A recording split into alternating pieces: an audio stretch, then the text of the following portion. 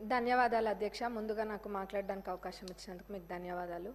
మా పాలకుర్తి నియోజకవర్గంలోని పెద్దవంగర మండలం 2016లో ఏర్పడింది. అది పేరుకి మండలం అయితే ఏర్పాటు చేసిండ్రు, కానీ అన్ని గవర్నమెంట్ ఆఫీసెస్ అన్నీ కూడా రెంటెడ్ బిల్డింగ్స్లోనే ఉన్నాయి. దీనికి ఒక దాతలు ముందుకొచ్చి స్థలం ఇవ్వడం కూడా జరిగింది. దాంట్లో ఎంఆర్ఓ ఆఫీస్ ఆల్రెడీ ప్రారంభించి 50% పనులు కూడా పూర్తయినాయి. మిగతా 50% పనులు ఏవైతే ఉన్నాయో దానికి 1 కోటి రూపాయలు అయితే ఆ బిల్డింగ్ సంపూర్ణంగా పూర్తవుతుంది. దానికి నిధులు ఇవ్వాలని సంబంధిత మంత్రివర్యులని అడుగుతున్నాం.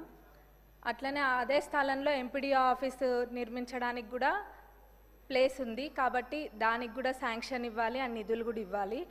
అక్కడ పోలీస్ స్టేషన్కి కూడా స్థలం లేదు.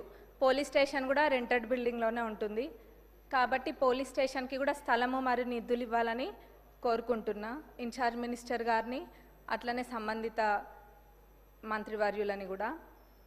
ఇంకా మా పాలకుర్తి నియోజకవర్గంలోని పాలకుర్తి మండల్లో బస్ స్టేషన్, ఆ బస్ స్టేషన్ అయితే ఎవరు పట్టించుకున్న నాదుడే లేడు ఇన్ని రోజులు. మొన్న ఒక పెద్ద యాక్సిడెంట్ జరిగింది, బస్సు లారీ 2 కూడా ఢీకొన్నాయి. అయితే అక్కడ ఒక పాలకుర్తి సెంటర్ అని ఉంటుంది, ఆ సెంటర్లోనే బస్ స్టాండ్ అనేది యూజ్ చేయకుండా ప్రయాణికులందరూ కూడా అక్కడనే బస్ ఎక్కుతారు. ఎప్పుడు కూడా ఆ బస్ స్టేషన్ అనేది యూజ్ చేయలేదు.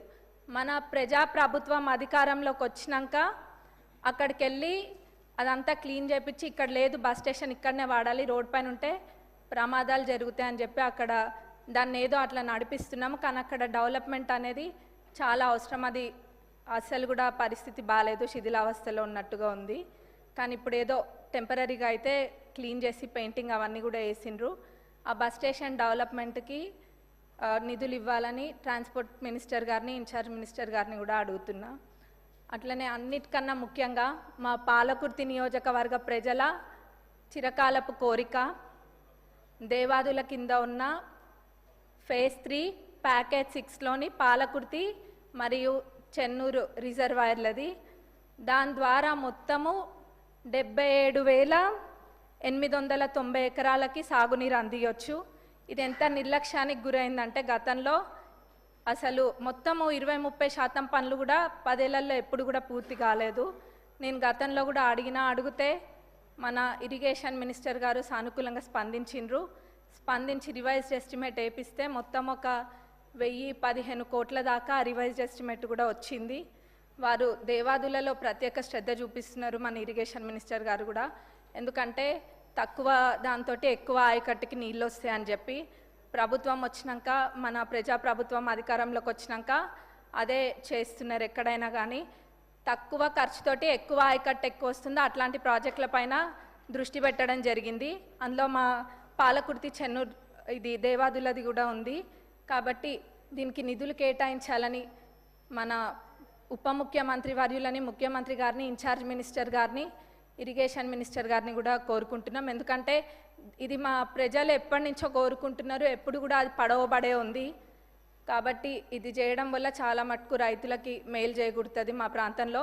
అందులో ఎక్కువ శాతం అంటే 45,000 ఎకరాలు, ఆ 77,000 ఏదైతే ఉందో అందులో 45,000 ఎకరాలు మా నియోజకవర్గానికి సంబంధించే ఉంది, 45,000 ఎకరాలు. అట్లనే తుంగతుర్తిలో 13,277 ఎకరాలు, స్టేషన్ గన్పూర్లో 9,378 ఎకర్స్కి, అట్లనే వర్ధన్నపేటలో 10,180 ఎకరాలకు కూడా దీని ద్వారా సాగునీరు అందుతుంది. ఇది చాలా ఇంపార్టెంట్ ప్రాజెక్ట్ కాబట్టి దీనికి నిధులు కేటాయించాలని కోరుకుంటున్నాను. ధన్యవాదాలు అధ్యక్ష. అధ్యక్ష, తమరి ద్వారా గౌరవ సభ్యురాలు సోదరేమని అడిగినట్లు ఏదైతే అన్కంప్లీటెడ్ ఉందో ఎంఆర్ఓ ఆఫీసు దాన్ని కంప్లీట్ చేస్తూ, అదే రకంగా MPDO office, police station, bus స్టాప్కి సంబంధించిన అంశాలు కూడా అడిగారు. తప్పకుండా వాటిని కూడా పరిశీలించడం జరుగుద్ది. ముఖ్యంగా ఇరిగేషన్కి సంబంధించి